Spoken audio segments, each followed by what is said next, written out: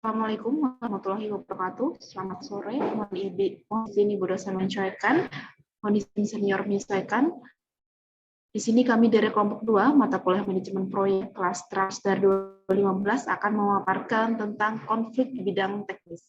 Kelompok kami terdiri dari 6 orang, yaitu Ainur Rasidi, Varian Syah Ahmad, Iqbal Bayu Aji, Muhammad Fani Avisena, Ogi Kristianto, dan saya sendiri Wijaya Garindiari. Materi selanjutnya akan disampaikan oleh rekan kami. Waktu dan tempat dipersilakan. Kelompok kami mempunyai daftar isi yaitu pengertian menurut ahli, contoh kasus, lalu strategi manajemen, dan yang terakhir ada kesimpulan.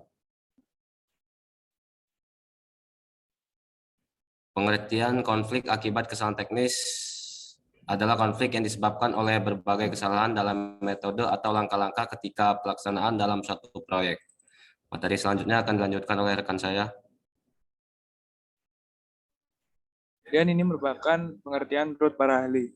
Yang pertama yaitu menurut Alo Liliweri.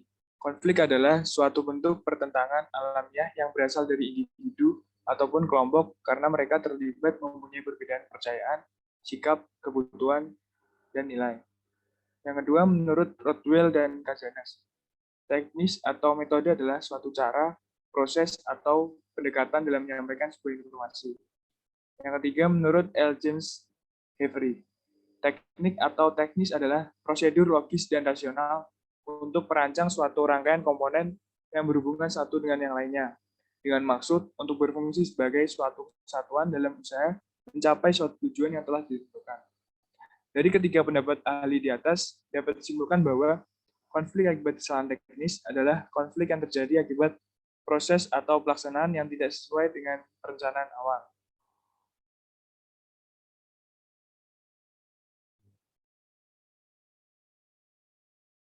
Lalu ini merupakan contoh kasus yang kami ambil, yaitu dengan judul Proyek Pembangunan Kereta Cepat Indonesia-Cina dihentikan sementara.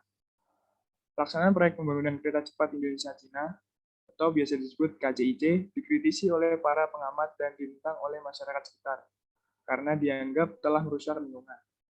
Hal ini disebabkan oleh kesalahan teknis dalam proses pembangunan kereta cepat Indonesia-Cina dan menimbulkan beberapa kerugian seperti banjir dan kemacetan. Hal tersebut menimbulkan konflik di bidang teknis antara masyarakat dan pihak terkait ataupun pemerintah.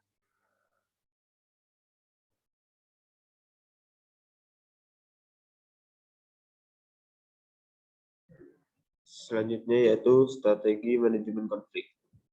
Yang pertama, pengenalan.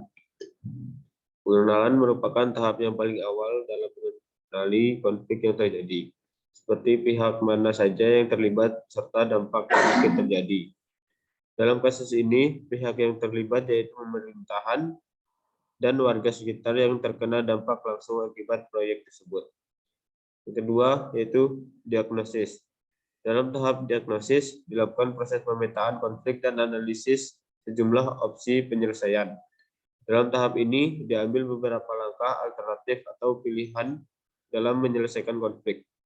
Konflik yang terjadi seperti lemahnya lapisan clay shell yang dapat menimbulkan pergerakan konstruksi timbunan maupun konstruksi jalan yang terdapat di atasnya, serta banjir yang ditimbulkan dari pengerjaan proyek tersebut. Yang ketiga, yaitu menyepakati suatu solusi. Setelah dilakukan diagnosis mengenai permasalahan dan penyelesaian dilakukan, dalam hal ini diambil penyelesaian atau solusi yang terbaik. Solusi yang dapat diambil dalam perihal permasalahan proyek ini adalah menambah titik penggalian, mengubah metode kerja, dan surface ghosting hingga menambah tenaga kerja. Surface ghosting dilakukan di lapisan atau tunnel.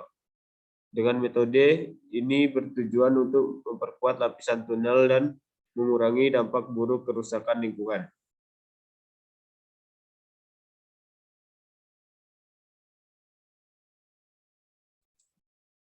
Lalu yang keempat, pelaksanaan. Solusi yang telah disepakati kemudian dilaksanakan bersama. Semua pihak yang terlibat juga harus menyetujui dan tentu saja ikut melaksanakan solusi tersebut. Karena keputusan tersebut sudah disepakati bersama, maka dalam pelaksanaannya harus dilakukan bersama-sama untuk hasil yang terbaik.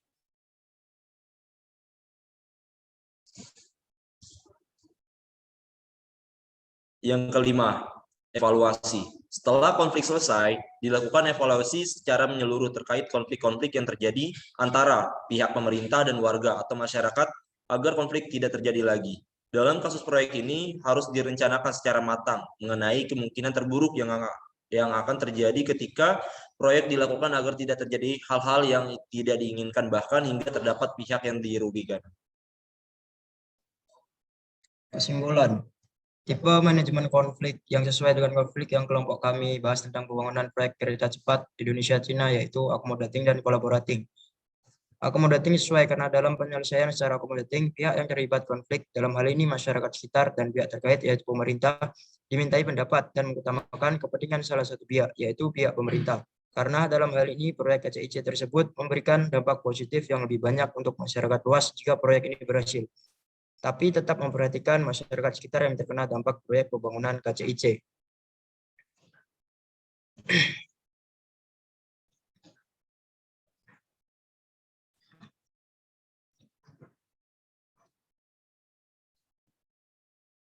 Collaborating juga sesuai karena collaborating dilakukan dengan cara bekerja sama untuk memperoleh hasil yang memuaskan. Karena semua pihak bersinergi dalam menyelesaikan masalah dengan tetap memperhatikan kepentingan semua pihak. Pihak masyarakat sekitar yang terkena dampak pembangunan dan pihak pengembang bekerja sama dan menghasilkan win-win solution agar tidak ada pihak yang merasa dirugikan dan konflik dapat diselesaikan.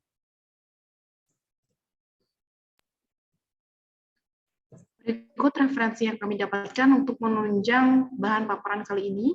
Sekian paparan yang dapat kami sampaikan. Apabila ada kurang lebihnya kami mohon maaf. Wabillahi taufiq wal hidayah. Wassalamualaikum warahmatullahi wabarakatuh.